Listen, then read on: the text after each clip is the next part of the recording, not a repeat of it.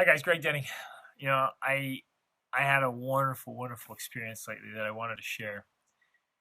I celebrated my 38th birthday, and I was fortunate enough to receive a lot of notes and messages from friends and people I'd met, and it was so fun and so fulfilling and gratifying. It was a blast. Messages from all around the world in all of our travels, and people we've met and friendships we've built, and lives we've touched. And it was so awesome.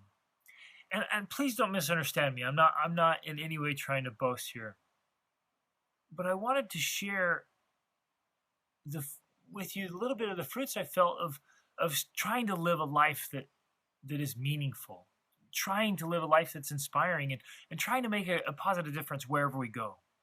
And Rachel and I, that's how we live our lives. We're consistently trying to say, how can we help? How can we serve? What can we do for others?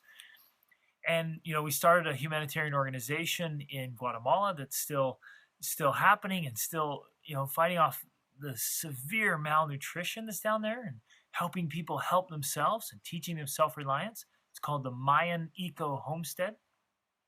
It's still going on our property down there, and we're helping this family in Morocco right now, and we're setting up plans to help people who are refugees.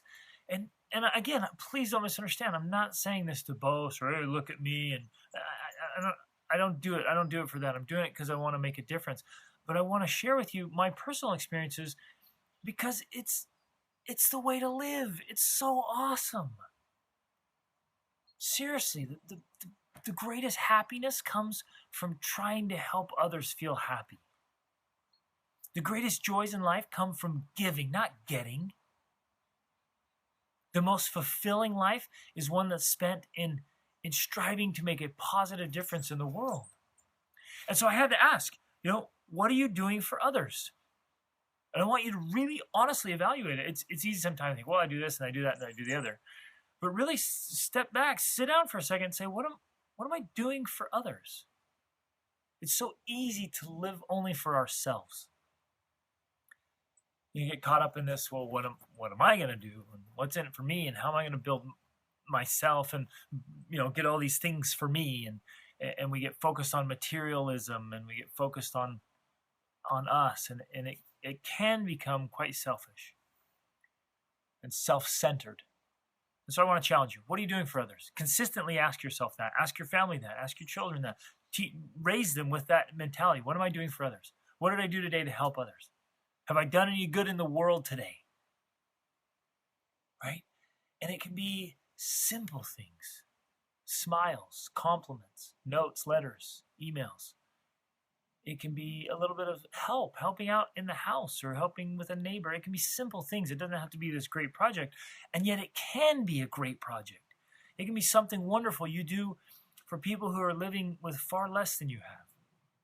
I'm planning an international humanitarian expedition this summer for youth. It's so exciting to plan that out and put it together. Realize we're going to go make a difference in the lives of the youth that are coming with me and in the lives of the people we're going to serve. There's so many opportunities to help. And let me throw this in. This great epiphany I had. It's not just at the lowest level where people don't have food or water or living conditions. That's such a great need, and it's important, but it's not just there. Anywhere along the path of human development, from birth until death, from extreme poverty to extreme wealth, there are other needs: emotional, spiritual, mental, social, financial. I mean, there's so many needs we have as human beings, and you and I can be involved in that philanthropy and that humanitarian work. There are wealthy people who need humanitarian work. They might be extremely lonely or depressed or struggling with some limiting belief or a crisis of faith. There's so many ways to make a difference. And so my challenge for us, for you and for me, is to be more conscious, more alert, more attentive to the people around us and their needs. And I don't know why it is. But we as humans, we like to put up this facade that, hey, everything's good, everything's great. We wear these masks, and sometimes people don't want us to help them, and yet they desperately need it, and maybe even want it, but they just put in front of it that's not there. But reach out to the widows and the widowers. Reach out to those who are struggling, single parents. Reach out to friends and neighbors, to the elderly who might be lonely, to the single young adult who might be lonely. Let's do some good in the world. If all of us will every day say, you know, what kind thing can I do for another person today? If we all live like that, think how the world would change. I know my life has been greatly blessed by people who have served me. And honestly, in some ways, I've even been more blessed by taking advantage of opportunities to serve others.